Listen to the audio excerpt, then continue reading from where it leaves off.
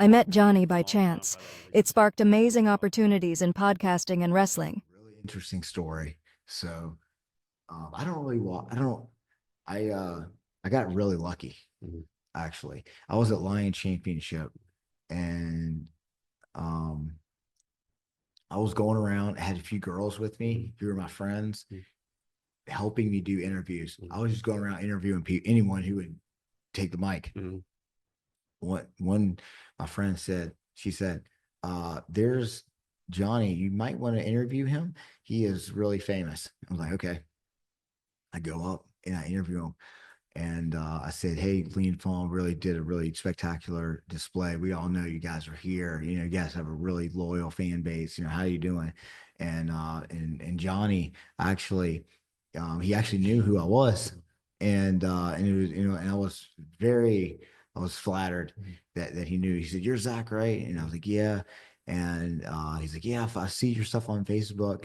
And I was just like, that was like a really special moment for me, because like that meant like my podcast is going somewhere, and I'm having a positive influence in beyond to some degree. So that's how I met Johnny. Like how I met Johnny is actually on YouTube.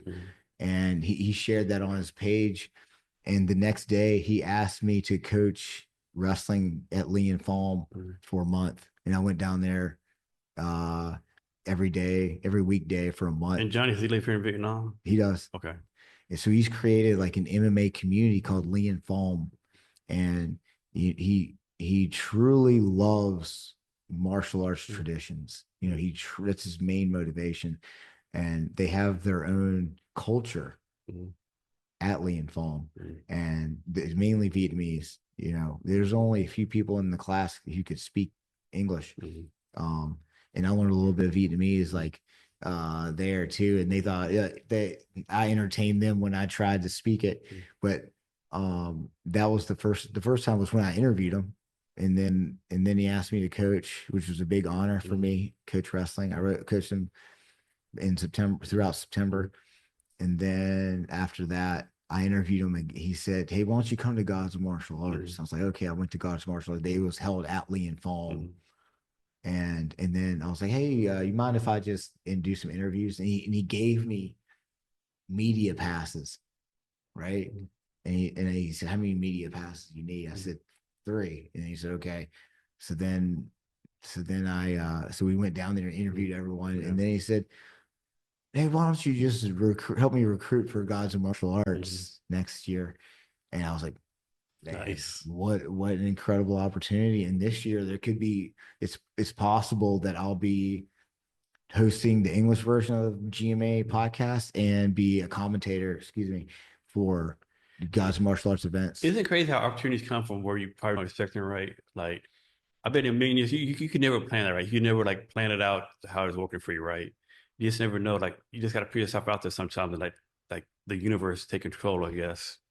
Yes. And the biggest opportunities I had in Vietnam came from the most unexpected places, that came from basically me helping someone else, or me putting myself out there. It's not easy to get a micro. You're the only guy in the microphone, like, who has ever come and started doing interviews. Yeah. And like, that's not an easy thing to do, man. I mean, I was a little shy. I mean, Johnny could have used to say, "Who the fuck is this white dude? Like, what the fuck is this?" You know, like, I'm Johnny. Who the fuck are you? You know? And that was one of the things that I was thinking about, like, am I going to be taken seriously? Like, who is this guy? This guy's only been doing grappling. This guy just got here. Who is he to have a podcast? Right.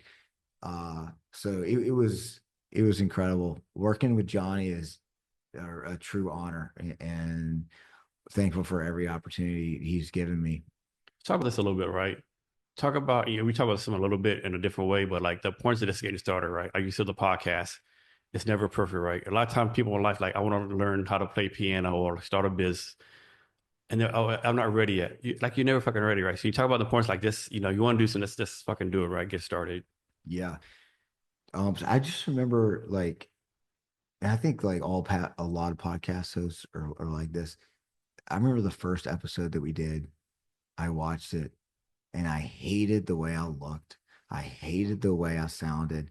I thought Adam spoke really well, more handsome guy. And basically I was like, I even considered, it's like, should I get voice lessons? I hate the way I sound so much that I should take voice lessons. But this is the one thing that really got me. I was like, look, everyone has accepted me. Mhm. Everyone has accepted the way I look and sound, except for me. Mhm. I have to accept Yeah.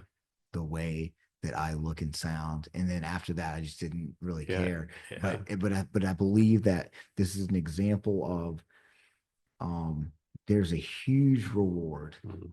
right, in courage, right? Whether it's wrestling or podcasting or something, that you're scared to do something, you don't know what's on the other side, but if you're able to get through it, the rewards are huge. And Yeah. for me, the first time that happened to me was with wrestling, Mhm. because I'd already tried all the sports. I sucked at all of them.